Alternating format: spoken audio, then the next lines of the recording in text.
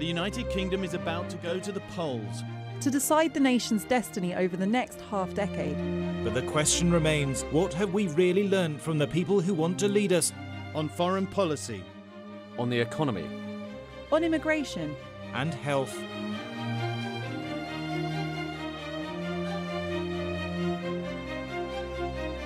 If there's one thing that competitors in a general election can agree on, it's probably that foreign policy isn't a vote winner. The issue, therefore, can be safely ignored. Well, they wish. Syria and Iraq. Russia and Ukraine. Iraq and Afghanistan. Like it or not, what happens overseas does have a habit of washing up on these shores.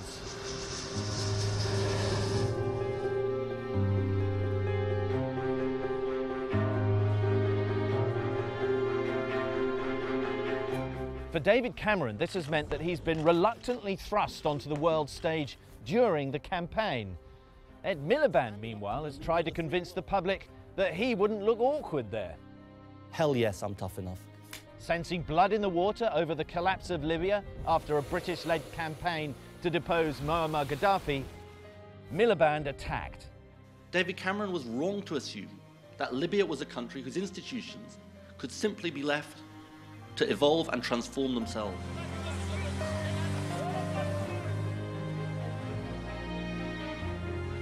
Voters got the chance to see Cameron looking like a Prime Minister.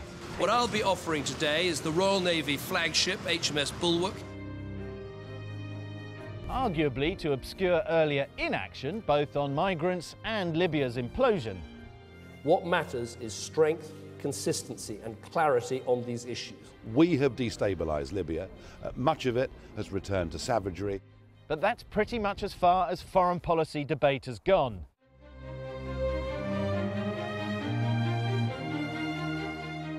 Emergency aid to Nepal? Well, no controversy there, nor any real dispute over ring-fencing the international aid budget. There are no votes in looking like a nasty party.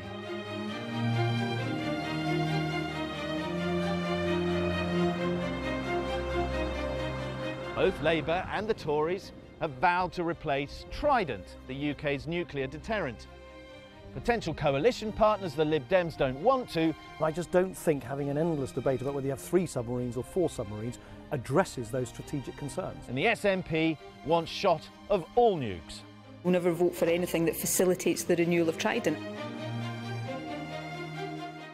They're on much the same page on the rest of defence. But on the strategic issues of the day, fixing chaos in Syria, defeating Islamic State, war in Ukraine and Russia's strategic muscle moves. Silence. Now we know what this man thinks about Europe. Yes, the EU's a marketplace, but it's the world that we need to look to.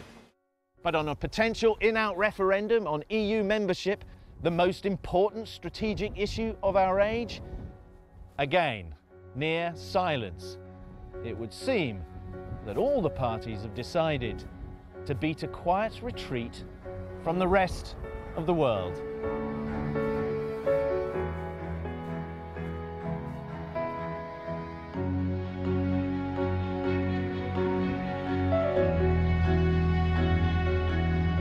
The NHS ranks as one of the most important issues for voters, and this time round the parties have been trying to outbid each other, promising big increases in health funding.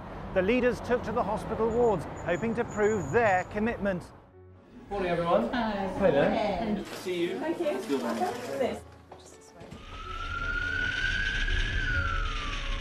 There's £8 billion more a year for our NHS, so it's there for your family 7 days a week. The Lib Dems matched that. £8 billion is provided to the NHS. But Labour, the self-proclaimed party of the NHS, offered just £2.5 billion, an open goal for the coalition, though Labour insisted its pledge was fully costed. That £8 billion is what the NHS in England says it needs for an ageing population, but hospitals were overspent by £800 million in the last year, so a lot of the extra cash is going to need to come early in the next Parliament, not as one big windfall at the end. But the NHS has more than just money worries. There could be another shake-up on the way. We will put before Parliament a bill to repeal the Health and Social Care Act. Labour has vowed to undo the most controversial changes made by the last government to the health service. Mental health has had more prominence in this election than ever before, with the Lib Dems in particular pushing it hard in their campaign. Vote for a party that believes in giving mental health the same esteem and treatment and support as physical health. But even though the NHS has been centre stage in the election, there's been a glaring omission from the debate, and that's funding for social care.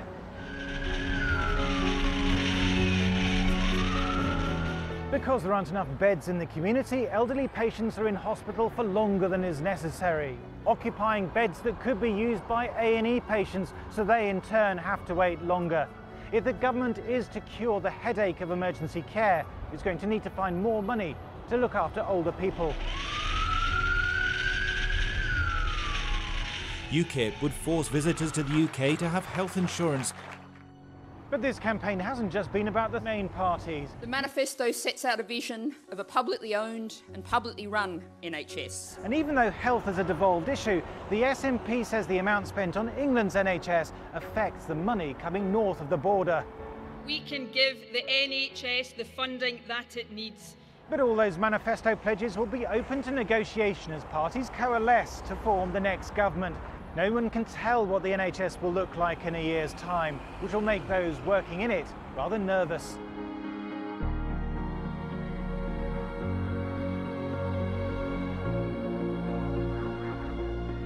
This was supposed to be the immigration election, with reports that the immigrant population in some towns is now 15%. In 2010, dismissing concerns about immigration as bigoted cost then Labour leader Gordon Brown dear. For the first time, a party dedicated to restricting the number of foreigners is taking its place among the others.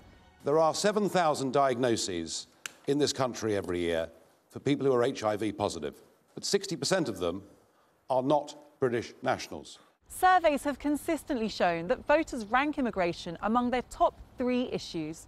One survey found that 50% believe the need to reduce immigration is the single most important issue facing the country. There's too many immigrants. It's affecting people's way of life. Every day it's getting worse and worse. But has immigration dominated the election as expected? Grand numbers promising to cap the number of immigrants have been notable by their absence. In the last election, the Conservatives said they would reduce immigration to below 100,000. No ifs, no buts. This is a promise we made to the British people, and it is a promise we are keeping. But net migration has risen to almost 300,000. Now all the Conservatives say is that those numbers remain an ambition. And they're not alone. All the parties have avoided putting a number on the limits to immigration. Successful immigration systems have to be managed. Immigration has got to be properly managed. It's the kind of policy which was once the preserve of UKIP.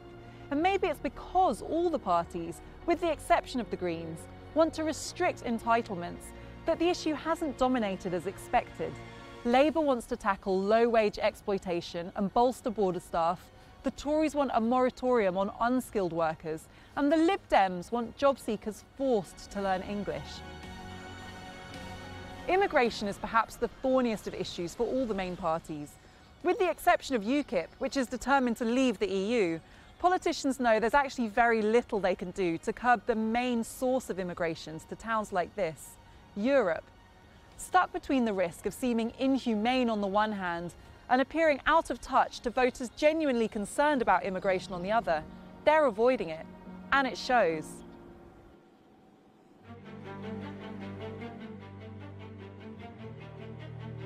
Here in Westminster, there's been far more celebration and excitement this week about the royal baby than the elections. You can't imagine them ringing the bells like this for a new government, for instance.